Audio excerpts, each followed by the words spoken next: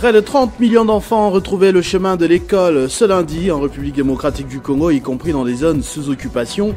Une année qui devrait connaître plusieurs initiatives et réformes pour consolider la gratuité de l'enseignement déjà en vigueur.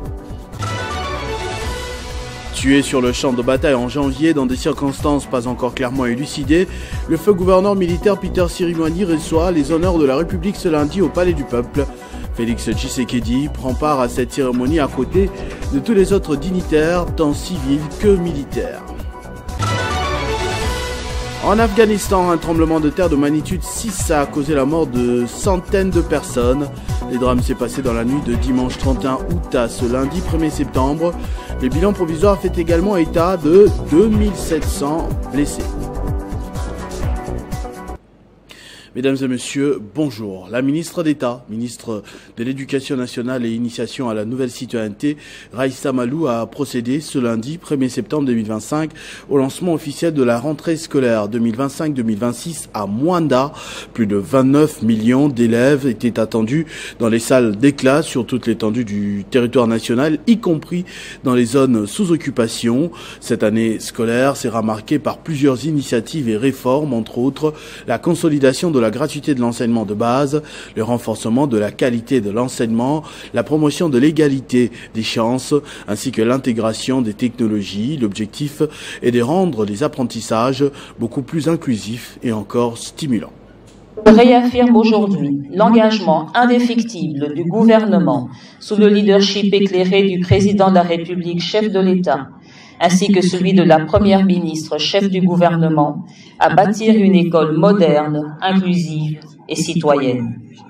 Cette année scolaire est une étape cruciale dans la transformation de notre système éducatif et nous sommes résolus à avancer avec détermination. Ensemble, pour offrir à chaque enfant congolais les opportunités d'une éducation de qualité en harmonie avec les aspirations de notre société. Je lance un appel collectif à l'unité et à la résilience. Nous sommes tous responsables de la réussite de nos enfants et de l'avenir de notre pays. L'éducation est une tâche commune qui nécessite la collaboration de tous, de l'État, des parents, des enseignants, des élèves et des partenaires. Ensemble, nous formons une chaîne inébranlable, prête à relever tous les défis et à bâtir un avenir meilleur pour la République démocratique du Congo. Enfin, souvenons-nous que notre travail ne se limite pas aux salles des classes, mais qu'il est un acte fondamental de construction nationale. C'est ainsi que je vous laisse sous cette formule identitaire qui est notre credo, notre mission commune. Nous sommes l'éducation nationale. Nous préparons l'avenir de nos enfants. Nous construisons la nation. À Kinshasa, où a été prédit à tort le chaos ce lundi, un dispositif sécuritaire important a été déployé pour contrer tout élément perturbateur pour cette rentrée scolaire. Un travail minutieux encadré par l'hôtel de ville de Kinshasa. Pour le constat, notre reporter Jenny Kaembe. Le gouvernement provincial déplore la diffusion sur les réseaux sociaux de plusieurs messages visant à perturber l'ordre public à la veille de la rentrée scolaire prévue ce lundi 1er septembre 2025. L'exécutif provincial met en garde fauteurs des troubles qui cherchent à instrumentaliser le procès opposant le ministre public à un ancien ministre d'État, ministre de la Justice et garde des Sceaux. L'exécutif provincial déclare qu'aucune manifestation publique ou perturbation de l'ordre public ne sera tolérée.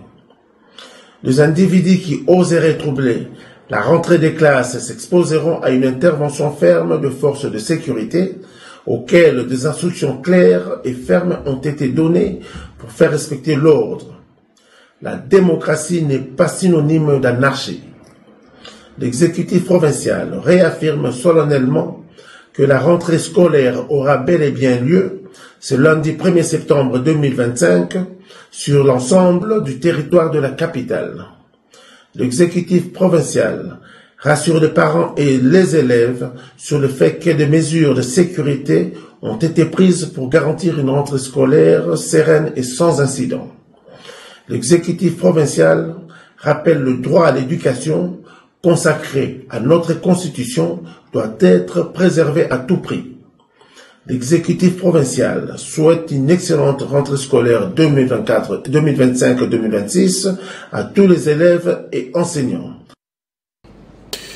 Seulement, c'est dans une certaine timidité que les élèves ont repris le chemin de l'école s'il faut considérer la confusion entretenue également par le banc syndical de l'EPST sur la tenue d'une grève ou non. Moïse Chamala, lui, était au collège moderne de Figuier à Ngalema, où les responsables de l'établissement ont insisté sur le fait de bannir l'immoralité en milieu scolaire.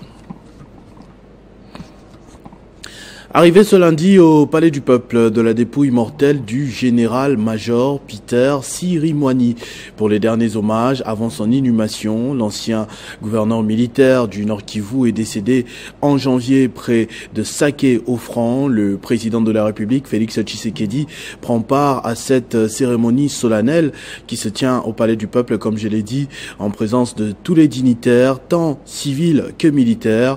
L'événement est retransmis également en direct en ce moment même sur les antennes de la chaîne publique, la RTNC. Quant au verdict dans l'affaire Mutamba, il faudra attendre 24 heures de plus. L'audience prévue d'abord mercredi de la semaine dernière, puis ce lundi pourra avoir lieu finalement mardi 2 septembre. C'est le secrétaire permanent et porte-parole du Conseil supérieur de la magistrature qui a fait cette annonce, insistant sur le respect de l'ordre public. Page internationale, en Afghanistan, un tremblement de terre de magnitude 6 a causé la mort de centaines de personnes. Le drame s'est passé dans la nuit de dimanche 31 août à ce lundi 1er septembre. Le bilan provisoire fait également état de 2700 personnes blessées. C'est plus de 800 personnes qui ont péri et plus de 2700 blessés dans l'est de l'Afghanistan à la suite de ce tremblement de terre de magnitude 6 survenu la nuit du dimanche 31 août à ce lundi 1er septembre selon les autorités. Cette secousse a été suivie d'au moins 5 répliques d'une magnitude comprise entre 4,5 et 5,2 ressenties à plusieurs centaines de kilomètres. Le séisme dont l'épicentre s'est situé à une faible profondeur de 8 km a été localisé à 27 km de Jalabad, capitale de la province de Nangarhar, à la lisière de la province voisine de Kunar, d'après les données du service géologique des États-Unis. En raison de la localisation du séisme dans une région montagneuse difficile d'accès, il faudra du temps pour obtenir des informations exactes sur les pertes humaines et dommages causés aux infrastructures, selon Sharafat Zaman, porte-parole du ministère afghan de la Santé publique. Selon la mission de l'ONU en Afghanistan, qui constitue l'un des derniers filets de sécurité dans ce pays gravement affecté par les récentes réductions drastiques de l'aide humanitaire internationale, a exprimé sa profonde tristesse face à un séisme dévastateur qui a fait des centaines de morts. Nos équipes sont sur terrain pour apporter de l'aide d'urgence, a-t-elle précisé. La province de Nangarhar avait déjà été frappée par les crues subites, tuant 5 personnes, détruisant des terres agricoles comme des zones résidentielles. Située près de la jonction de plaques tectoniques eurasiennes et indiennes, l'Afghanistan est régulièrement touché par des séismes, particulièrement dans la chaîne des Lindoukoup. En octobre 2023, un tremblement de terre de magnitude 6,3 dans la province de Herat avait fait environ 1500 victimes et détruit plus de 63 000 habitations. Le rassemblement des léopards de la RDC débute ce lundi à Djouba, en prélude du match de la 7e journée des éliminatoires de la Coupe du Monde 2026 en volleyball. Espoir chez les messieurs et la loi chez les dames ont remporté la Coupe de l'édition 20+1 de la Coupe du Congo. Le point complet sur l'actualité sportive du week-end, c'est avec Christian Bokaya qui me rejoint de l'autre côté du plateau. Christian. Merci beaucoup Christian Bokaya pour ce résumé sportif. Je te dis au revoir à toi ainsi que ton ami. Merci beaucoup. Voilà, ce journal est terminé. Je vous en rappelle tout de suite les principaux titres. Près de 30 millions d'enfants ont retrouvé les chemins de l'école ce lundi en République démocratique du Congo, y compris dans les zones sous occupation. Une année qui devrait connaître plusieurs initiatives et réformes pour consolider la gratuité de l'enseignement déjà en vigueur. Tué sur le champ de bataille en janvier dans des circonstances pas encore clairement élucidées, le feu gouvernant militaire Peter Sirimani reçoit les honneurs de la République ce lundi au Palais du Peuple. Félix Tshisekedi prend part à cette cérémonie à côté de tous les autres dignitaires, tant civils que militaires. En Afghanistan, un tremblement de terre de magnitude 6 a causé la mort de centaines de personnes. Le drame s'est passé dans la nuit de dimanche 31 août à ce lundi 1er septembre. Le bilan provisoire fait également état de 2700 blessés. Ne nous quittez pas, Héritier Ntambois est déjà là pour la revue de presse.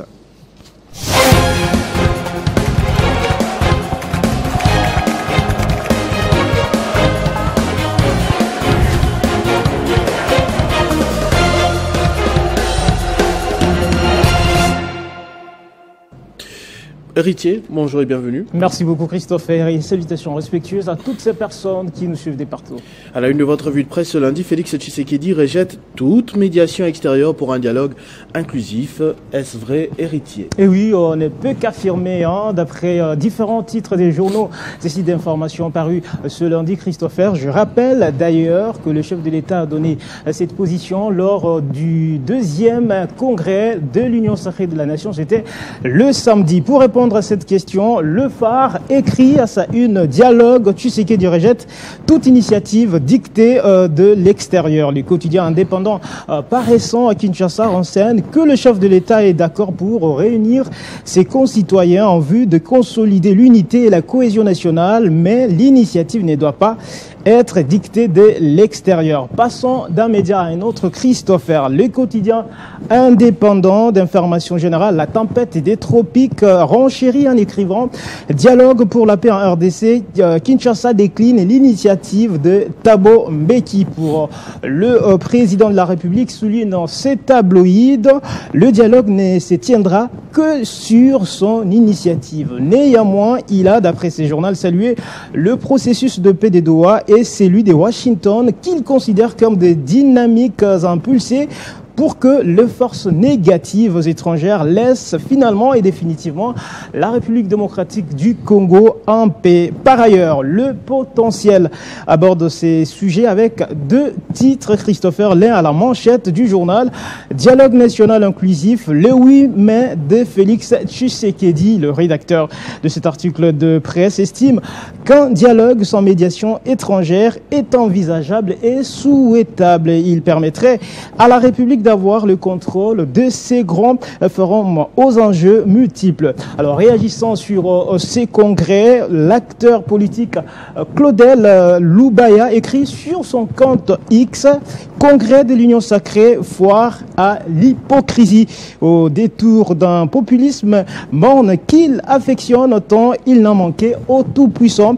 Président fondateur du mouvement populaire de l'Union sacrée de la Nation, que la toque des léopards pour huir avec un cynisme enjoué les notes sibyllines des derniers tubes du Djalelo exécutés en son honneur par des caciques vêtus à son effigie et qui en réalité ne croient pas en lui-même et font semblant pour des raisons évidentes. Modernisation du réseau routier congolais, la RDC signe un partenariat stratégique avec le groupe sud-africain Gouma. C'est votre dernier sujet. Eh bien, c'est ce que nous apprend d'ailleurs, nous apprenons du journal Africa News qui mentionne à sa une un nouveau chapitre pour la souveraineté économique. Le Sudaf Gouma injecte 45 millions de dollars pour rénover 450. les routes. 450, merci beaucoup Christopher, pour rénover les routes en République démocratique du Congo. Ces projets ambitieux, écrit le journal, et démontrent une volonté politique forte des autorités gouvernementales d'assumer leur rôle dans la gouvernance des infrastructures et de revitaliser l'économie par les biais de l'amélioration des conditions de transport. C'est la preuve que l'Afrique peut financer son développement en se faisant confiance, a déclaré John Baba Banza, ministre des Infrastructures et Travaux publics, qui espère que ce partenariat envoie un message audacieux aux potentiels investisseurs étrangers que Kinshasa est désormais un pays fiable, capable de gérer ses propres affaires sans être soumis à des conditions souvent contraignantes. La route est l'épine dorsale du commerce et du développement, a rappelé le ministre John Banza. Voilà qui m'a fait notre revue de presse de ce lundi, Christopher Ochukuma. Merci beaucoup, Héritier Ntamboa, pour cette lecture transversale des journaux. Merci également à vous d'avoir suivi cette grande édition du journal. Restez fidèles au programme de votre chaîne Télé 50. Vivez heureux, vivez 100 ans, mesdames et messieurs.